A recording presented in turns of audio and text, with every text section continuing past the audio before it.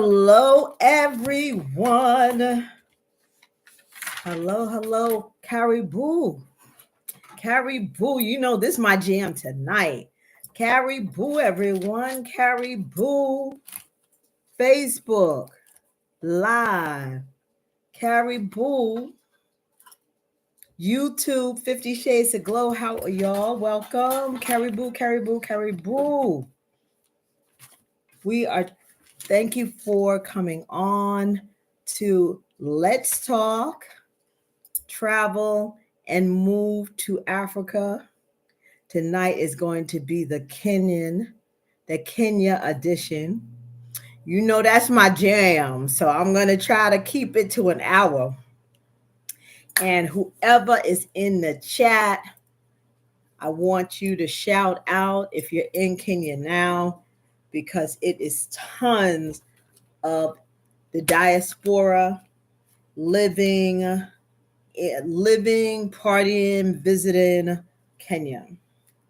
So I want to thank y'all so much for coming on. My name is Gloria, or Glow. People like to call me Glow. Old school people like to call me Miss G. And I'm here. I am here to spread the news about making choices, repatriating, visiting the motherland. So let's talk about Kenya, y'all. Let's get into this for the folks that's turning on. Well, Kenya is in the east. It's in east. I'm having a brain part. Let me roll back. I don't edit. So I don't edit, y'all. Eventually I will. But Kenya is in East Africa. Hey, Miss Courtney, welcome.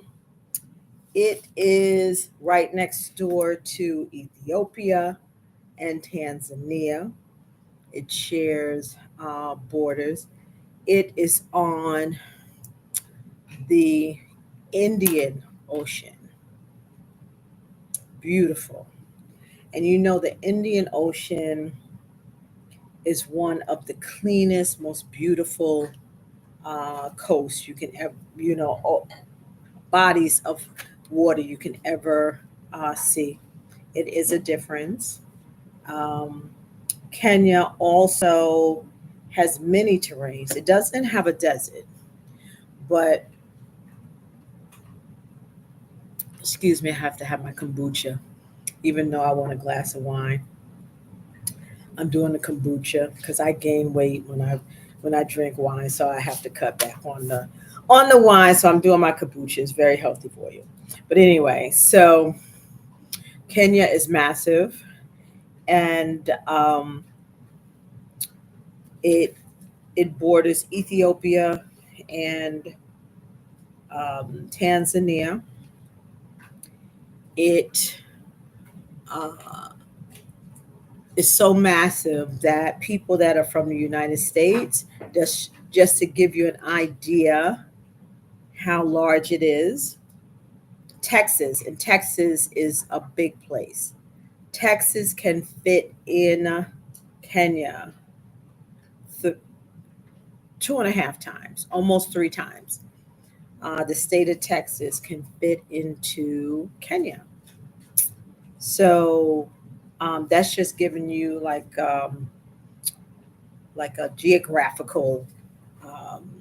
geographical perspective.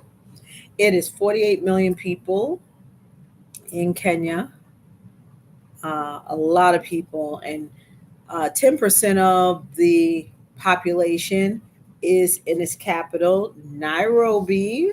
Everybody knows about Nairobi. Nairobi is fire, fire. Put put Nairobi in the chat if y'all have been to Nairobi or been to Kenya, period. But you have to fly into Nairobi. So whoever has traveled to Kenya, you usually fly into, unless you're coming from Europe. Europe, a lot of times you fly into Mombasa, but coming from the States, you you fly into Jomo, Kenya, Kenyatta Airport. And Jomo Kenyatta was the first president of Kenya. So that's where they got the name from. Let me give you a little history. I always give you all history on the country. So when we bring it to uh, uh, fast forward to now, we can really appreciate uh, its growth. So Kenya started in the early, let me see, really 900s. Crazy, okay, and it was comprised of uh, like hunters, and even till now, the Maasai is known for herding, um, cow herding, goat herding. Um, they in Mombasa, that's on the coast, and that's a very popular um, tourist destination on the beach. Beautiful beaches is on the southern coast. It was known for ivory back early, like again in 900s. What else? The It was known also for like the Bantu tribe. The Bantu tribe, as we know, was very, very popular throughout Africa. The Portuguese, of course, they were minding their business, and the Portuguese came around 1600 to the 1700s, but really stayed until the 1800s. Um, and fast forward 1963, Kenya did get its independence. And they've gone kind of back and forth with a little bit of unrest, but they are really taking charge, and they are the fastest growing global, fastest growing economy in East Africa. So I have been, so usually I research, but I could tell you about Kenya tonight. I love me some Kenya. A lot of people love Kenya. When you visit Kenya, you just fall in love with it. One, the East African people, as I've mentioned before, they're just so, um, they're initially, they are just very less problematic, not problematic, I don't want to use that word. They're just very laid back, they're very welcoming. So I love that vibe, really, really love that vibe. And when I would get off the plane or go and meet people just on the streets, and they hear that, I have a foreign accent, or I'm obviously from the United States, they immediately say, oh, they're very welcoming. And then they say, welcome, my sister. Most of the men say that. And you're like, whoa. And especially being here for the first, when you're going like around the first time, and we've heard so many negative, um, negative phrases that they, the Africans don't want us over there and all of that. And that's not true. They're very welcoming. I don't know what it is about America and other countries or Africa. They get very excited, and yeah, they get extremely excited, and they just love themselves some anything America. Oh my gosh! So, but Kenya. Let me see what else. If you want to do a safari, let me tell you.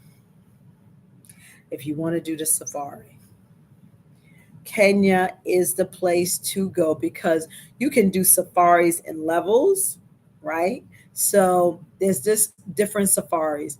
There's several national parks where you can do safaris, and you can even do safaris rolling into Tanzania, going into the next country. And usually that safari is during the um, the Great Migration.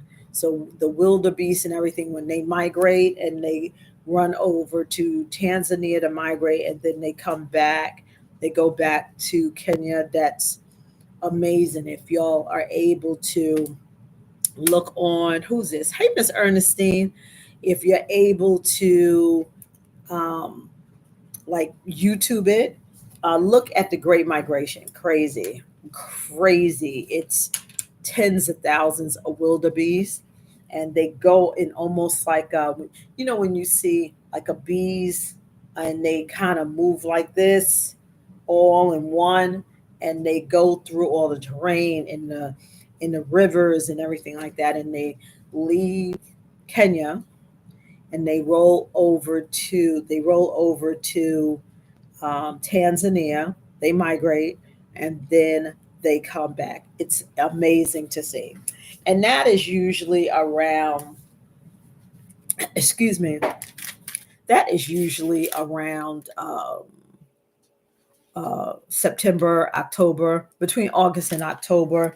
You will see that. So if you're planning on going to see like the wildebeest in action, perfect timing. But you can go, the beauty of Kenya, you can go and experience the safaris all year round. So, and as I mentioned, you could do safaris on levels. So, safaris, what you can do the Masamara. So, everyone knows about that. You could do the Masamara. You can go to Savo National Park. That is a gigantic park, and up to Mount Kenya, all of that. But for those to start off, you go right to Nairobi. Nairobi is the, hi, Miss Nazinga, caribou, caribou, caribou. Tell me what caribou means, y'all. Tell me what caribou means. Um, but yes, so it starts off at levels. So I definitely suggest y'all to um, do the safari at the Nairobi National Park, right there in the heart of Nairobi. It's crazy. It's a full game reserve, their natural habitat, and is literally sitting in the middle of the city. That's crazy. But they have protected land. I forgot how many hundreds of thousands of acres, and it's untouched and it's protected. So the public can't get in and kill or poach anything like that. And they try to keep the animals um, within that too. But that's what I would start off. And really and truly, I've been on the safari twice or three times. And it was a different experience every time because I went at different times of the year. So the first time I went, I saw a lot. It was rainy. It was unusually rainy when I went the second time. So I didn't see as much. So I'm so glad that I was able to experience the first time. But the first time I went, I saw hundreds of zebras. That was just drop dead gorgeous. Hundreds of zebras. And did y'all know that we think zebras are just black and white? No, they're brown and white. They're different shades. And to see them up close, amazing. Saw the water buffaloes, saw hyenas, saw the giraffes. The giraffes are so funny. The giraffes have a personality of their own. It's just amazing. They know that you're looking at them, and they're like tilt their head and do some fun. It just seems like they have such a personal vibe. Also, we saw the tigers, and so many people were like, and they were like right there at the truck. So you would think, okay, oh my God, they're going to attack. The thing is, what I noticed with all the animals on the several times I did do the reserve and other reserves that I see on the Masamara and other safaris, that the animals are not aggressive because one, they are in their own habitat doing their own, they're allowed to do their own thing. No one is bothering them, no one is forcing them. So they do not become defensive.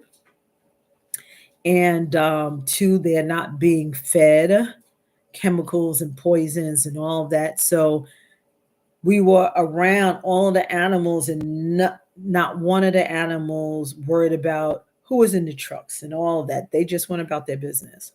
So it was amazing to see. But to see, yeah, giraffes, um, giraffes. The zebras were amazing, like really amazing to see hundreds and hundreds of them. Amazing. Um, Gazelles. It was beautiful. So y'all definitely, when you visit, um, that's a must. That's check, definitely a must to go on the safari. If you go to Kenya, you have to go on the safari. So start on the safari in the city. And then another cool place to go is the um, giraffe. It's like a giraffe. I don't want to say it's a giraffe hotel, but it's a giraffe. They call it a giraffe hotel, where the giraffes are in its natural habitat, but it's a hotel and resort in the middle. And you could be eating breakfast, and they have the windows open, and then you will see the giraffes like poke his head in and take your food or whatever. You interact with the giraffes, and I'm telling you, the giraffes have the most hilarious personalities ever. Then you have the elephant sanctuaries because the elephants are protected uh, because folks still want to poach because of the valuable ivory that's in the tusk. So the elephants are very protected. What else? So for us, 48 million. And let me give you the breakdown. I love to give the history so we can understand it better, right? So Kenya comes from um, was birthed out of the name from Mount Kenya. And Mount Kenya was named after God's resting place. So essentially, that's what Kenya means, is God's resting place. So that is really, really cool. Okay, for y'all to know that, that's a little known fact. And Mount Kenya, talking about Mount Kenya is the second highest mountain in Africa, period. Second highest. So that's pretty outstanding to look at. Definitely outstanding to look at. And what else? So we talked about the just a little bit. Who anyone in the chat from Kenya or going to Kenya or in Nairobi, put that in the chat. Or if you plan to go to Kenya this year, put 2025 in the chat, or 2026 if you plan on going. And before I go any further, because I always forget, Facebook, YouTube, sharing is caring. Please just hit that share and like button. I appreciate you. Subscribe on YouTube. Help a sister out. I'll be on the struggle bus, honey, with these subscribers. I'll be forgetting because I just started talking. But anyway, so the other mountain is Kilimanjaro. So Kilimanjaro is like the largest. And if you people like hikers will do Kilimanjaro, but almost professional hikers. Kilimanjaro is no ordinary um, mountain or to climb. You have to train to climb Kilimanjaro. And then when you finally climb it, you have to go with an escort, an armed escort.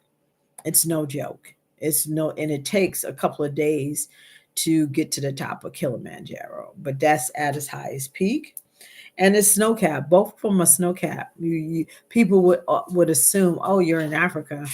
Um, uh, it's always hot, but in Nairobi, ironically, it's not. It's just the temperature can go as low as definitely having a jacket 40, about 40, 50. No, I wouldn't say 40 degrees, about 50 degrees to maybe 70, 80 degrees. But that's in Nairobi, that's inside. But when you get, and in the mountains and everything like that. So when you get to the coast, totally different. So if you plan on going to the coast, and Kenya has a beautiful coastline, it starts from the south in Mombasa. So it's basically Mombasa, Diani, Lamu, Watamu, Malindi. And that's how it rolls up the coast. And all of those areas just have the most beautiful beaches ever. Now, Mombasa tends to be much more touristy, okay, because it's been out in the forefront for a long time. And like I mentioned, it was a port for ivory and all of that. So now it's very touristy. So, and it has an international airport, so you get a lot of traction there. So I would always suggest, go to some place that you can chill. And going further up the coast is when you get the natural least amount of tourist traction there. So yeah, yeah, yeah. Anybody have any questions? What's going on, YouTube? Thank y'all for coming on. Thank y'all for coming on. And over here on Facebook, y'all have any questions? Any questions? All right. So, the different areas that are pretty popular in Kenya. So we talked about the coast, we talked about Nairobi. Also, this is a known one to people that know, but people that don't know, keep this in the back of your mind. Nakuru. Nakuru is um, is a very popular area, second to Nairobi. It is mostly, it's not as metropolitan. It's more suburbs, but the Kenyans love it, and a lot of the Kenyans have they move from Nairobi and they move to Nakuru, um, or they may have an Airbnb in Nakuru. So check Nakuru out. Definitely check it. Check Nakuru out. Um,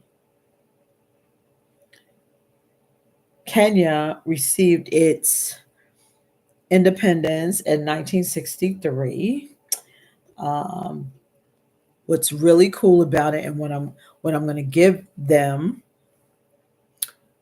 for I guess a score, since their language is Swahili, but they also speak English. So that's good. If you plan to move there, you don't really have to worry too much about a language barrier. I should be fluent Swahili, but I'm lazy, and they make it easy because most of the people speak English. So you're not really forced to speak Swahili, but I would love to speak Swahili, and I would encourage anyone that is visiting Kenya or definitely living in Kenya to learn Swahili. Get to Duolingo,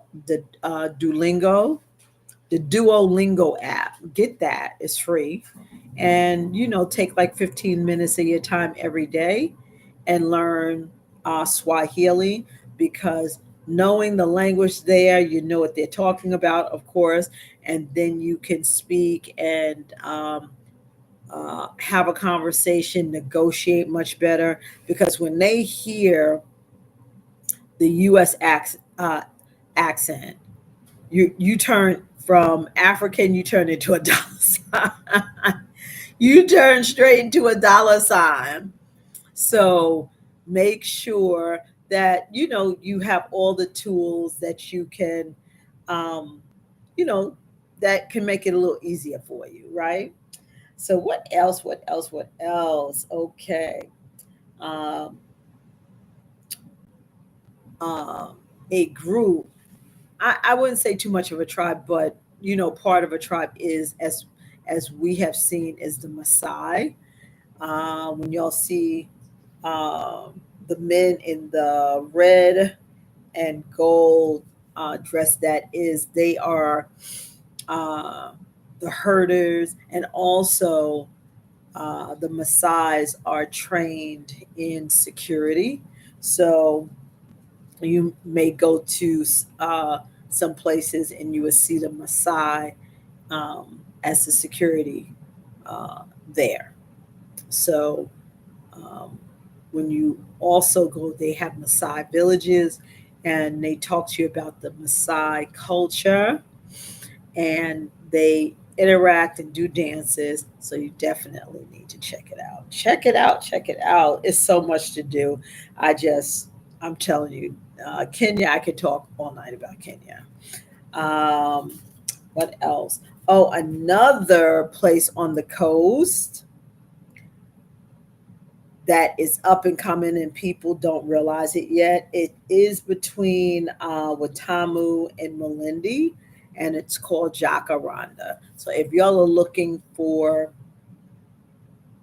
property, uh, check out Jacaranda. Look at land. I'm not sure if they're doing too much construction, but if you're looking at land, kind of, sort of, but in Kenya, yeah, in Kenya, what they do not do, and is smart, or Kenya would be Europe. You cannot own land, so don't let anyone like tell you can, or try to sell you some land in Kenya, because on the deed it will only be a leasehold. Only Kenyan citizens can, or uh, people with Kenyan resident cards, you got to be naturalized, pretty much, um, for you to own, actually have a freehold deed, or it will always be leasehold, because what they want to avoid is, the colonizers coming and um, taking over the land. So that's a big thing. So you will see a lot of folks that are married that you're like, really? Really? And the but they have beautiful houses. And it's like, oh, okay. All right. Well, they got the benefit in a beautiful house. They got married to this European person, whatever, and they now can own a whole, property. So you will see that. Kenya does have a side.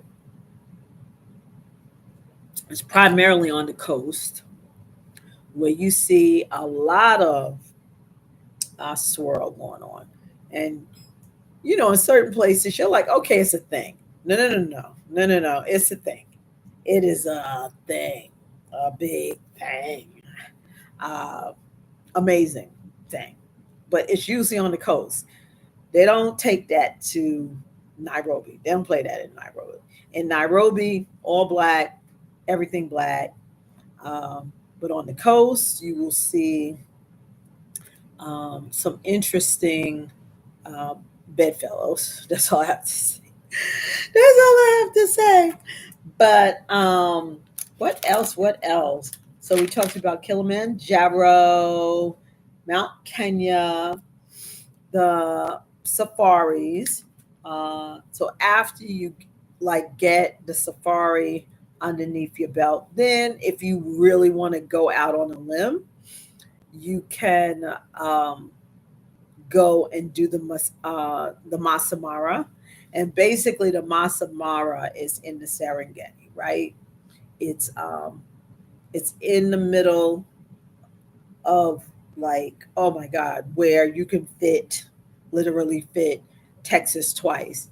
And but they do have resorts and camps within that, but you have to fly to it, or you have to charter a um, a car service that takes about 5 hours to get there, and it's not cheap. The Masamara, I'm going to tell, it's not cheap at all. It's not even reasonable. So just with the flight is usually $600 round trip, and that's for an hour ride, and it's on a Cessna.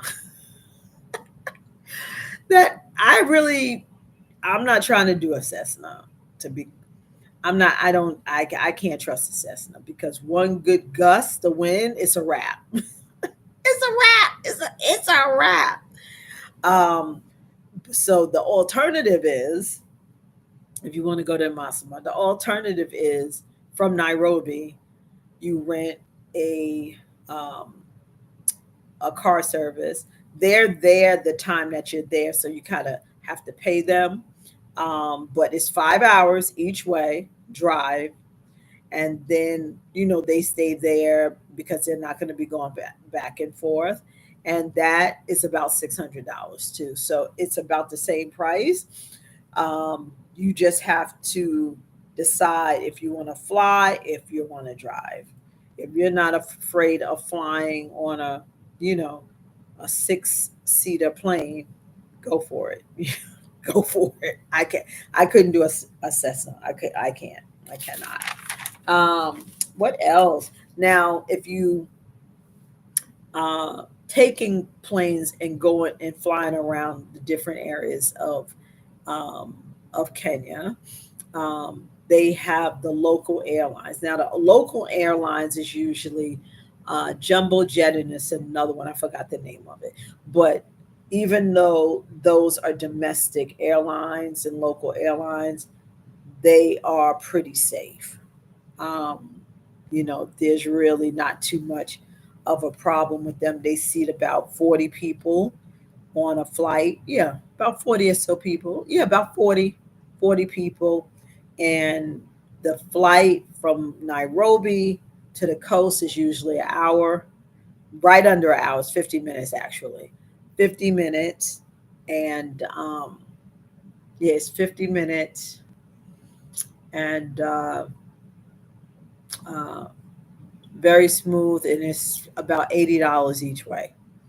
Very, very reasonable. But to do the Masamara or Savo National Park, it does tend to get very, very expensive. And then the safaris, now the safari at Nairobi National Park is about $50. About no, it's $45 actually to be precise. It's $45. They want you to prepay or pay cash, and that is not including your tour guide. And usually your tour guide is between like $50 to $100, depending on the company that does the tour. So it's between 100 and 150 to do the Nairobi National Park. But if you do the Masamara, that can set you back about 3,000 and up. for 5 days, 6 days, and with the transportation, it's at least 3,000 and up, 3,000 and up. So that's to give you a little info on that. And just going back to the beginning, who was there? That, of course, the Africans, but then the Arabs, the Europeans, and the Americans. Okay, um, they were doing heavy, of course, slave trade, as we know, and on that coast where Mombasa and everything is. And back when it was so much going on, that's when the language of Swahili developed. So Swahili, what is it? Swahili is the name of coast. So that coast on Kenya is the Swahili coast, and Swahili is the base of Swahili, the language. I give you a little taste of something. Yes, yes, yes, yes. So that's to give you that. And some notables, our wonderful, wonderful, wonderful that we miss him, miss him, miss him, miss him. That is, where he originated from. And I did not know that his dad's name was Barack also. He's a junior. I did not know that.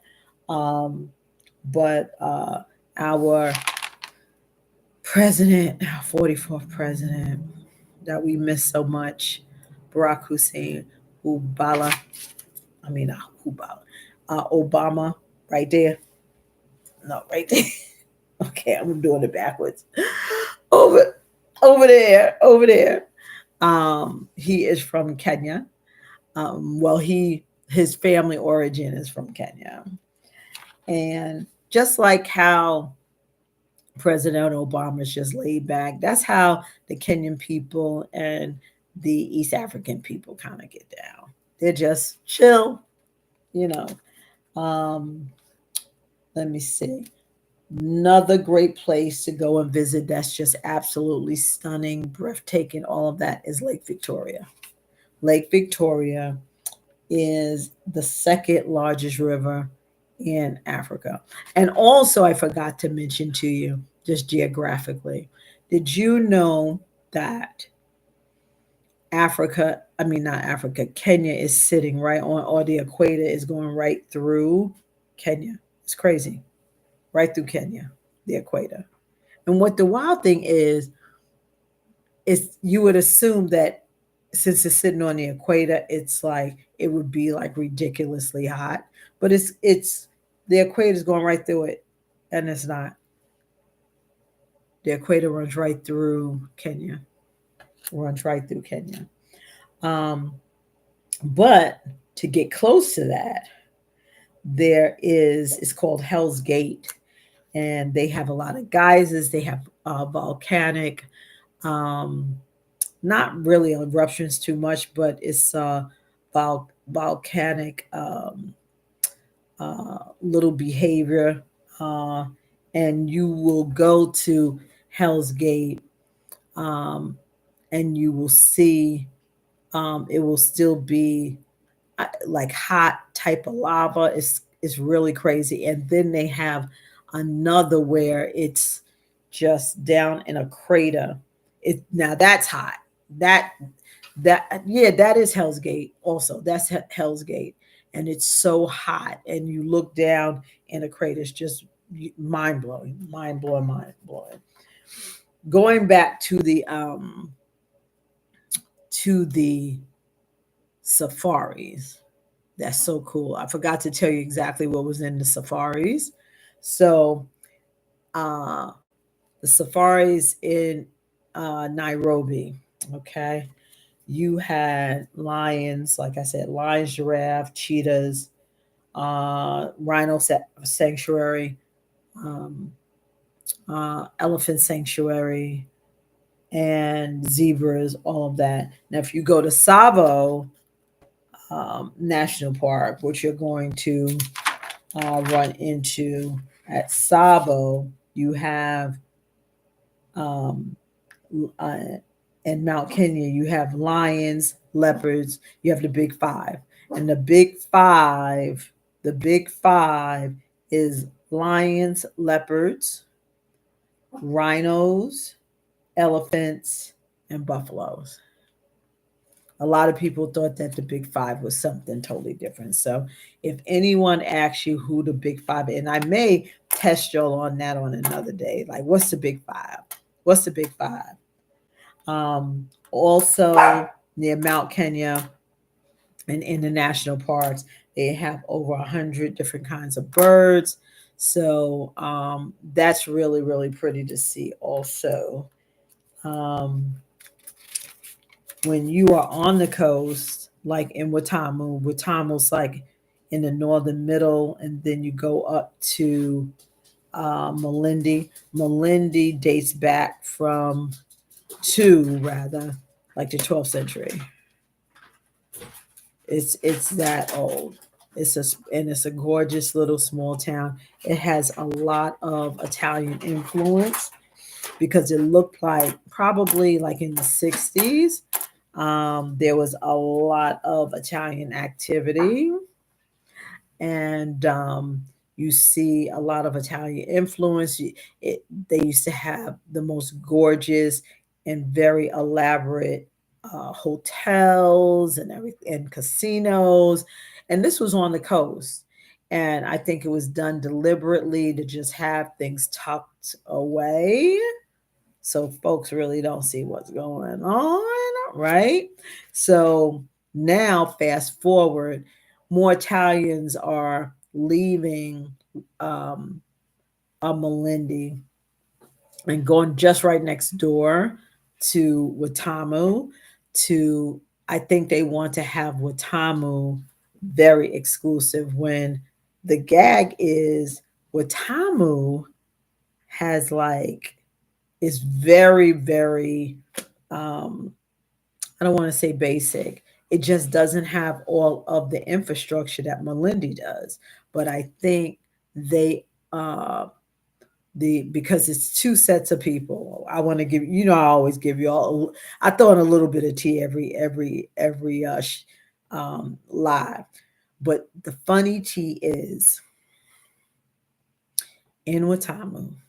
Okay, Watamu is like a little coastal town, but it goes like it goes like this, right? Basically, the water, and then it's just a little one to one end to the other end. So right at the middle, where it's the fork in the road, you can go left or right.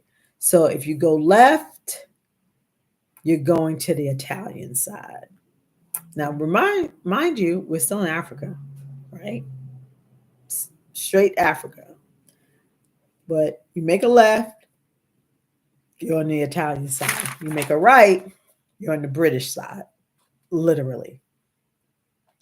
And while I was there, I lived there for about 3 months, and I got to know everyone. Um, my mode of transportation was the boda boda. If y'all know the boda boda, it's the bicycles, right? Not the bicycles, it's the motorbikes. Loved it.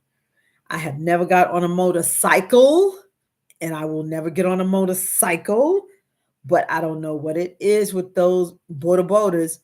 You just jump right on. I'll be talking to you. Everything is good. I don't know what the difference is or the feel. That is the mode of transportation pretty much. And there's some people that have cars, but it's usually, people visiting or whatsoever. So cars are not really big and necessary. People jump right on the back of the boda boda, or they get on the bus, and the bus is like it's 150 shillings. So let me give you the breakdown of the money. So 100 shillings, okay, $100 bill, 100 shillings is only worth 77 cents of our money, just to give you a scenario. So if uh if you paid someone 1,000 shillings, 1,000 shillings is only $7 and like 70 cents. So you get a lot of money, a lot of money. So that's the breakdown. So you could take a bus from one town to another. It's 150 and it's fine. So that costs like in our money like $1. What is going on with this? Good child. What is going on? Okay. But yes, so it's like $1. And then to get on the back of a boda boda is about 70 cents. Just to let y'all know. Any questions y'all have? Any questions? Hey, YouTube, put like the video, please, if I am giving you some good information. We are all here doing this together, learning together. So, of course, I give Kenya uh, 5 African handbag. Oh, let me see. I usually never have an African handbag. I give I give Kenya, and this came from Kenya. Okay, handmade in Kenya. Shameless plug. This is Anastasia Africa handbag. This is handmade in Kenya. You have to get one. You will be the only one with that bag. Every bag is handmade and hand done. Um, yeah, so um you when you're on the coast and especially in Watamu or Malindi, they have beautiful coral reefs. You can do scuba diving, snorkeling, all of that. And then they have a creek. It's called Mita Creek. That's in Watamu, and you go and you ride down Mita Creek, but then you go out into the water further in the Indian Ocean, and you will start to see the dolphins. You'll see the dolphins swimming around. That's really, really nice. So you definitely have to do that. Let me see. And we talked about Lamu. Now, Lamu is between so just to give you, it's Mombasa is the furthest south, then it's Diani, then it's Lamu is kind of right in the middle, Watamu, and Malindi. So Lamu is a very, very tiny coastal town. Beautiful. I haven't been yet. People have told me about it over and over and over. I'll probably, when I go back, I'll probably um, welcome Caribou. Uh, check it out. But Lamu and their primary um, mode of transportation is the boda bodas. Very little to any motorized cars. It's just chill and laid back, just very chill. All the coastal areas, if you just want to really detox and but they party. I want to tell y'all, the beach parties, the beach parties in Watamu, the beach party you need to know is at Paparamo Saturday night.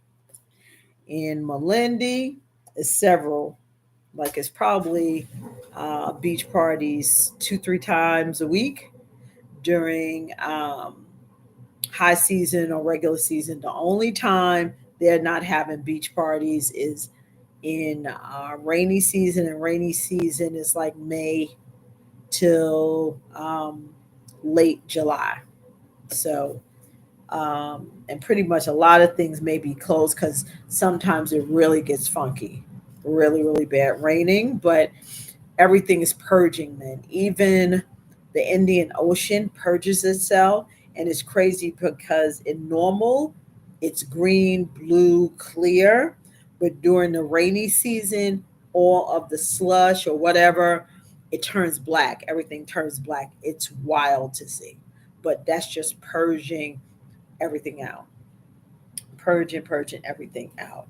So, um, in Nairobi, so I kind of bounced around because I was just doing my notes around. So, if you're in Nairobi, Let's talk about living there. I am living there, not now, but that's what my plans are. So, prayerfully, this time next year, you will see a different background because I will be in Kenya, right? So, but living there. And we're going to do probably in the next set of series, like really getting into the knit grit each each country and what um, their parameters are, what their politics are about foreigners, visas. You do need a visa to get there. It's not a visa where you can get it when you land. You have to apply for the visa um, before you arrive. But the process usually you do it, and it's not even, they don't call it a visa. The new president Ruto claimed that he was going to get rid of the visas and the diaspora can come, they're welcome. And this time last year, he said this in December, excuse me, and in February, it wasn't called a visa, but it was the same questions. It was a couple of dollars less, but they're getting you somewhere else. So Rutu's interesting. If y'all have watched the news in Kenya over the last year, Gen Zs are not playing at all, not playing. So when you're in Nairobi, thinking about places to live, so it's a couple of the hot spots, and um, Westlands. Westlands is like the Atlanta of Nairobi. Every millennial, diaspora, millennial, Gen Z is up in the Westlands. Everybody want to live in the Westlands. So, but you have a couple of places. You have the Westlands, that's the most popular, right? But then you have, I'm going to pronounce this wrong. I see it in Livonia. I know I'm pronouncing it wrong. Then you have Kilimani is popular also, and then Karen is like really really exclusive. So Karen is about 20 minutes from the city. It is an exclusive suburb, and that's where the officials live, the politicians, like they are away from the city. So Karen is you the homes in Karen are on literally estates, compounds. You cannot see them um, because of the walls. They have their private um, security at the front. Like it's no joke. Okay, 6 bedrooms and 6 bedrooms, 8 bedrooms, 10 bedrooms, and then they have a custom made service quarters. Staff quarters, staff house, not quarters. Staff house. So Karen is no joke. Karen, you got to have like money. Not like, okay, we're leaving from, the US and we're going over there to live good. No, you better have some nice retirement. You better have saved up a nice pension to live in Karen. Like the homes in Karen start like 350, 400 US. They start to in the millions US. So it's not cheap to live, um, but that's the most exclusive. But if you are looking at apartments or like they're doing a lot of developments outside of the places that I told you because Nairobi is growing so fast because they have a very young demographic educated demographic. They have the University of Kenya and Nairobi right there.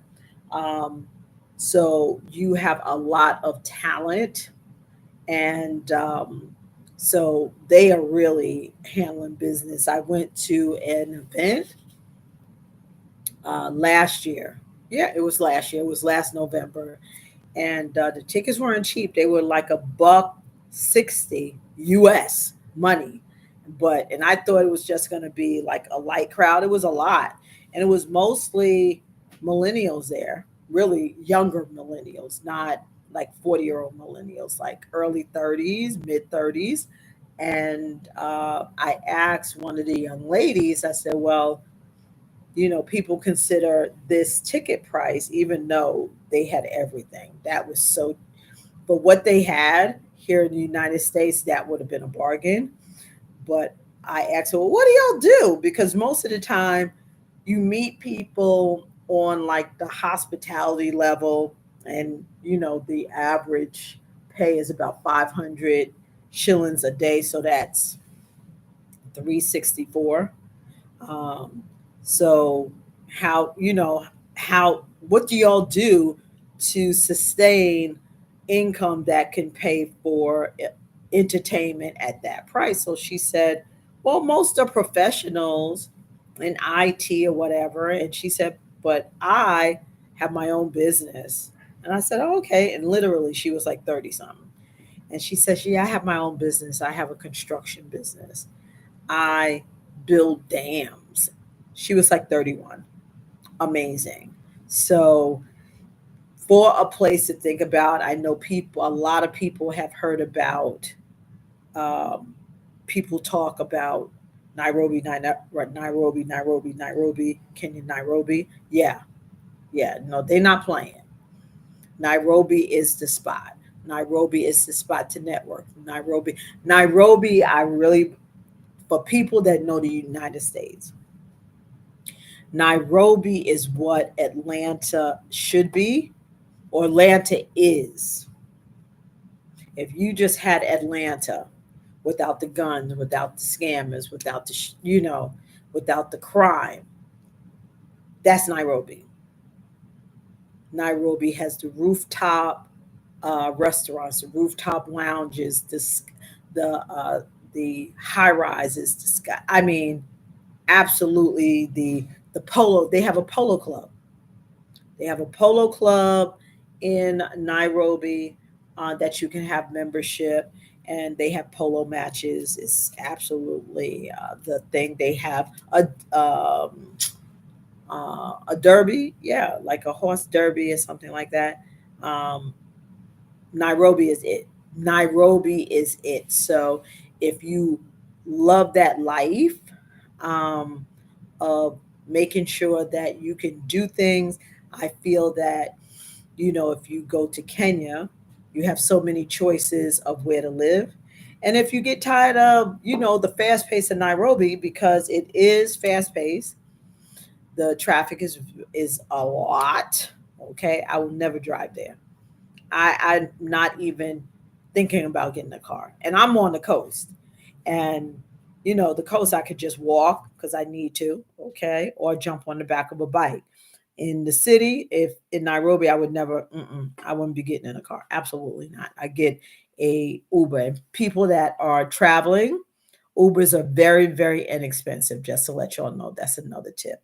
Very, very inexpensive. I don't know how they make money, because a guy drove me about 25, 30 minutes, and it only cost like $6 US. It was, I don't know how they do it. Um, so that is that. What else I got going on? It is, thank you for coming to the hour, pal. I be getting it right on the hour. On that hour. But that Kenya definitely is a place because you have everything. If you get tired of Nairobi and the fast pace, jump on a flight. It's $70, um, and fly to the coast. And when you go to the coast is not that expensive. If you want to stay for the weekend, um, the the accommodations on the coast could be as low as, I don't know, $30 a night, and you're in a decent place. If you're like one person, to, I know Naomi Campbell has her place um, in Melindy, but I finally put it together. It's not her private home. She actually uses it as a hotel. It's called the Lion something. It's the Lion, or the billionaire. It's the billionaire resort. But that's her house. Just for she, I guess she doesn't push it that way. But that's her house. I was like, wait a minute. That's the house that Naomi Campbell was in. That she said that was her house. So, and I was wondering when she was saying, yeah, well, we just eat here. She was acting like that was her private home. So, and I think her place or that hotel goes up to like $400 a night. That is kind of pricey.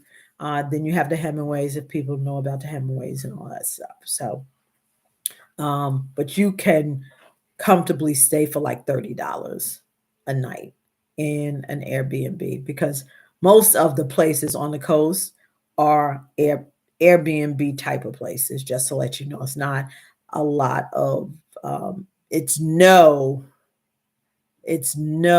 like Hyatts or anything like that on the coast. No, no, no, no. So anyway, I hope this was informative to you. If you have any questions, feel free to just send me a message and I will hit you back up. And remember, the repatriation guide is up and out. You can uh,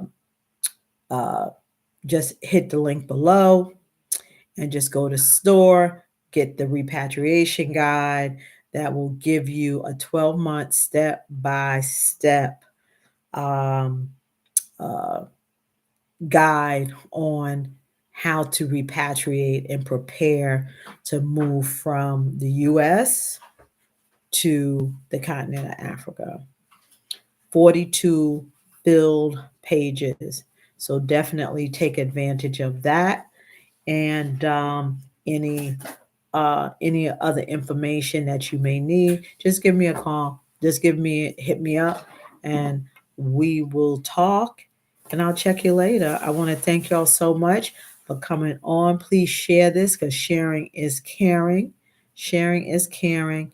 And I will see y'all tomorrow. What is tomorrow? Tomorrow's Wednesday. I'll see y'all tomorrow. Y'all take care. Thank you. Bye.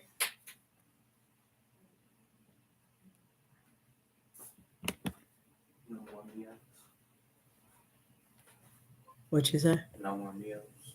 No more what? I don't know. I don't